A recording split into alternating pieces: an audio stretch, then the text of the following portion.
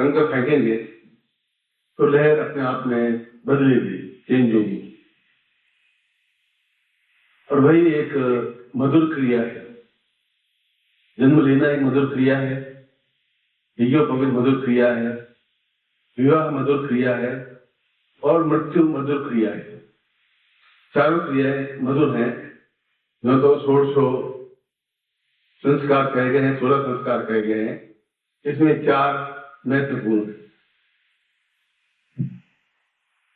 विवाह तो मधुर क्रिया है इसलिए कि हम समाज की वृद्धि के लिए थोड़ा अग्रसर हुए, ये हमारा कर्तव्य था। मगर उसने कहा कि योग वशिष्ठ ने कि मृत्यु भी अपने आप में एक श्रेष्ठतम क्रिया है। मृत्यु कहाँ होगी? जंगल में हो जाएगी, शेर खा जाएगा, बिच्छू काटने से होगा, बीमारी से जूझ के मरेंगे, घर में मरेंगे, बाहर मरेंगे, घर के आंगन में मरेंगे, कुछ पता नहीं। वो अस्वाभाविक मृत्यु है। मृत्यु पोते पोतियों के बीच में, घर बाहर के बीच में, घर के आंगन में, और स्वस्थता के साथ में मृत्यु प्राप्त हो, यह भी जीवन की नसीब की बात होती है। क्योंकि अभी आप जो कुछ समझ रहे हैं वो जरूर नहीं 4 महीने बाद वैसा ही जीवन घटित हो। 4 महीने बहुत चेंज आता है। अमीर से गरीब और गरीब से अमीर बन जाता है। इसलिए आज एक सगाई, एक विवाह रस्म, एक 16 संस्कारों के बीच में एक संस्कार, अग्नि की प्रदक्षिणा, अग्नि की साक्षी में प्रश्नोत्तर, और उस जीवन में, उस युग में जिस प्रकार से शादियां होती थी उस प्रकार से धूमधाम से शादी की इसलिए जाती है कि खुश हों परिवार वाले भी, हम भी, और बेटे भी और बहू भी। और मेरी दृष्टि में तो उस जमाने को देखते हुए 50 साल 55 साल देखते वह शादी निश्चित शादी थी, श्रेष्ठ शादी थी। वैसे ही जैसे पार्वती की शादी करने से भगवान शिव आए तो पार्वती की मां बेहोश होकर गिर पड़ी।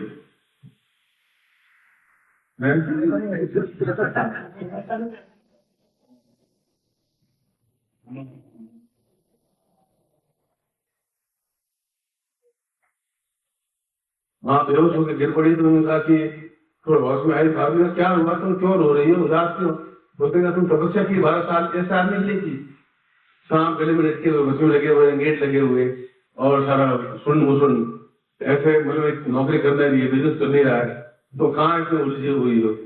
उसने कहा मैं शादी करूंगी तो इसे करूंगी कि ये ठीक है। मैंने कहा मुझे लक्षण ठीक नजर आ नहीं रहे, इससे जो भूखे मारेगा और संसार में पड़ा रहेगा तो इस संसार में पड़ी रहेगी, और कई दुल्हे मेरे पास में है। तो माता जी पण ठान लिया शादी इसी से करेंगे, चाहे कुछ भी है। मैंने कई बार समझाया, मैं कहा तुम बेकार उलझ रही हो तो अच्छी जगह शादी करो, तुम सुखी रहोगी, यहाँ पर कुछ मिलेगा नहीं, ये मैं अकेला बिल्कुल छड़े की तरह खड़ा हूँ। तो माता जी को क्या अर्जुन सूझी, भगवान जाने, कभी कभी शनि देवता आ ही जाते हैं पैरों के नीचे, तो इसमें कैसे लगता है। फिर उनका निर्णय सही था। आज समाज में यश है, सम्मान है, पद है, प्रतिष्ठा है, धन है, ऐश्वर्य है, वैभव है, आध्यात्मिक शांति है, और उससे भी बड़ा हजारों करोड़ों लोगों का प्यार है। तो प्यार की वजह सबसे बड़ी चीज होती है। और ऐसा है कि वो अपने गर्दन कटाने के लिए तैयार है। कई बार ऐसा टेस्ट किया है, और परिवार में भी चाणक्य ने कहा सुखी परिवार होना चाहिए। और सुखी परिवार में कहा कि पत्नी हो, योग्य पुत्र हो, पोते हो, दादा अपने आप में अगली पीढ़ी से अगली पीढ़ी देख ले, पोतियां हो, दोहिते हो, दोहितियां हो, बहनें हो, भाई हो, संबंधी हो, रिश्तेदार हो, खुद आत्मा से खर्च करने की क्षमता हो, और हम प्रसन्नता के साथ एक एक क्षण को जिए। जीवन की आपाधापी में तो चलते ही रहेंगे और आपाधापी चलती रहती है, अंतिम क्षण तक चलती रहेगी। वह भी जीवन की जरूरी आवश्यक अंग होगा, उससे भी महत्वपूर्ण अंग है, क्योंकि सबसे संसार का कठिनतम कार्य पत्नी को खुश रखना होता है। इससे बड़ा कठिन काम तो संसार में है ही नहीं। बाकी आप सब कुछ कर सकते हो, पत्नी को खुश कर ही नहीं सकते आप। या तो हाथ जोड़ोगे, तुम माँ देवी है, तू जगदम्बा है, भवानी है, तुम भद्रा है, तुम दसमा अवतार विद्या है, ये गुरु जी बता रहे सब बेकार है, तेरे अलावा जीवन में कुछ नहीं है, तो थोड़ी ठंडी पड़ती है।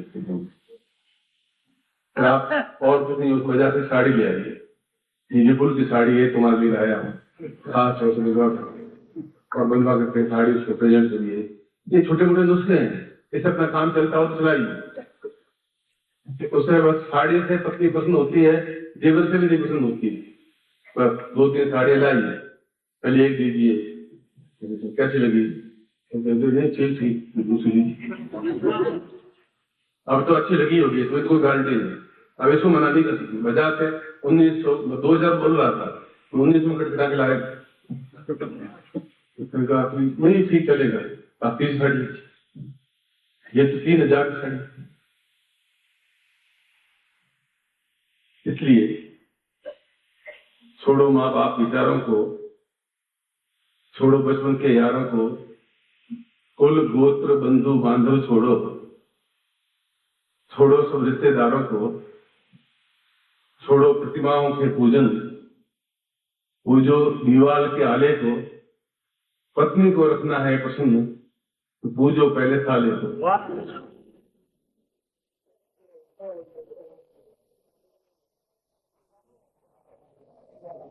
बाकी ना उनको समझाते रहेंगे, तो वो उसको भड़का दे कि तुझे मूड बढ़ाया जा रहा है, वो बस वो रणचंडी बन जाएगी, इसे तो जगदम्बा बने रखे।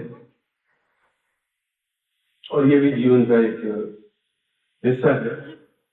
और आज का दिन मुझे स्मरण आ रहा है कि आज के दिन मैं तुलसी गाय बजा के नींद काट में पाऊं, आगे ढोल बज रहे थे, पीछे ढोल बज रहे थे, पिताजी खुश हो रहे थे, फंस गया, आप सारा निकल नहीं सकता, आशीर्वाद देता है तो सुखी रहे, वो तेरे मुंह मुझे जल्दी दिखा देना, दिखा देंगे, नहीं जल्दी कर देना, अच्छा भाई जल्दी कर देंगे।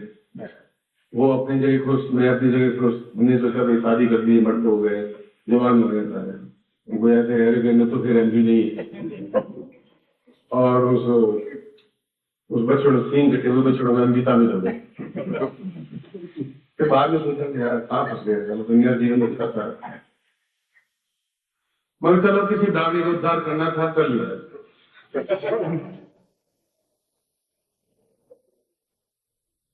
और अगर मैं नहीं करता थी अभी तक तुम्हारी रहती, ये बात ग्रामीण का तो मिलता नहीं, मेरे जैसा बच्चों तो मिलता ही नहीं। इसलिए ये भी संतुष्ट, अपन भी संतुष्ट कि चलो सारी सुधा है, रंडुआ हो तो घर में कोई आवे ही नहीं, इसके घर में औरत नहीं है, इसके घर में जब इधर बदमाश, तो इस घर में इनका रखना चाहिए कि इस रात it's my Bible. There's no sweetheart.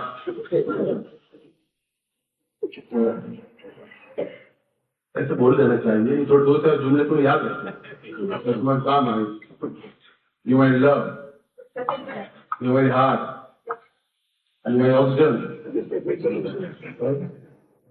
बोलना क्या है? कहने में क्या तकलीफ है? कहना चाहिए ना।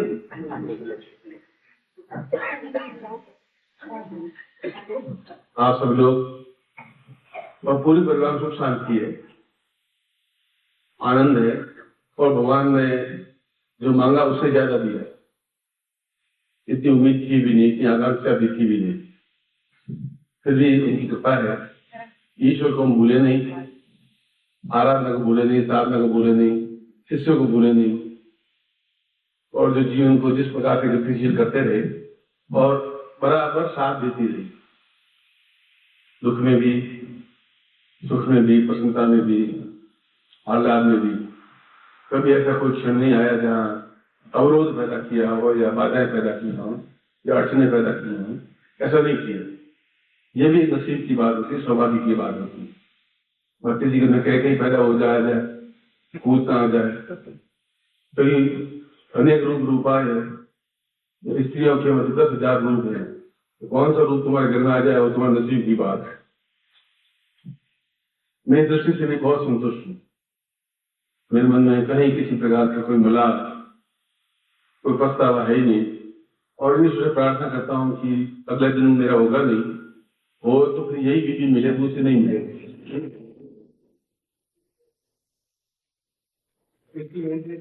मालूम नहीं छोड़ो, कुछ दूसरा मिले अच्छा। मैं इसका तुम्हारे में कुछ कह नहीं सकता, मेरे बारे में कंफर्म कि छोड़ूंगा मैं माँ को जल्दी शादी कर करा के खत्म कर लूंगा।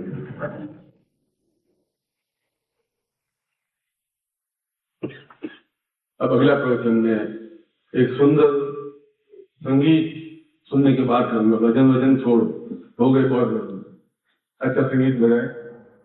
माता जी पर अटकलें करते जा रहे थे, लेकिन शादी के बाद माता जी को कहते कहते पीहर की याद आई, वो मैं कहने जा रहा हूँ। एक बार माता ने बताया था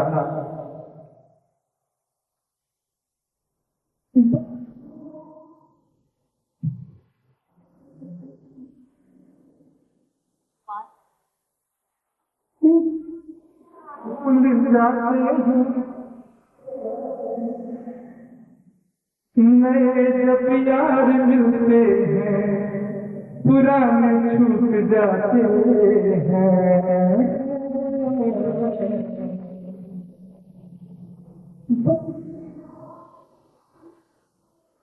नमस्कार।